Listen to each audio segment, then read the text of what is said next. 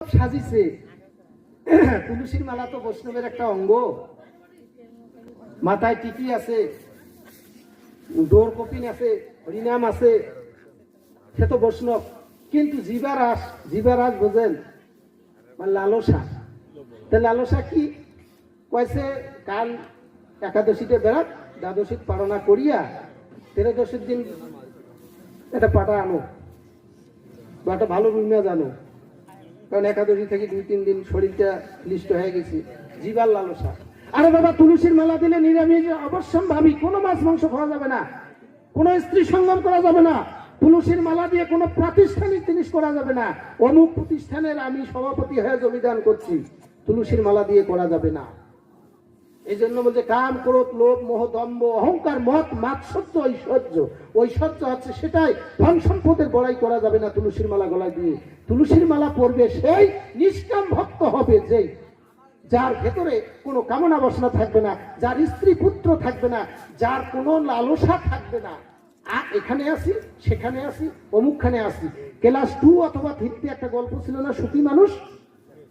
ওই যে রাজার ছেলের অসুস্থ হলো, সুখী মানুষ আসলে পরে সে সুস্থ হবে, আর এই সুখী মানুষকে খুঁজতে গিয়া কোটালরা পায় না যে কে সুখী। শেষে কি পালো? একজন বস্ত্রহীন মানুষ, হাড় হাড্ডি বাইর হয়ে আছে, সে সবসময় হাসি হাসি বেড়ায়, যার বাড়িও নাই ঘরেও নেই। জিজ্ঞাসা করে বাড়ি কোথায়? কয়েছে জানি না। কয়েছে স্ত্রী পুত্র আছে? কয়েছে জানি না। কয়েছে তুমি খাও না? কয়েছে খাই, যখন পাই তখন খাই। কয়েছে এটা কেমন কথা?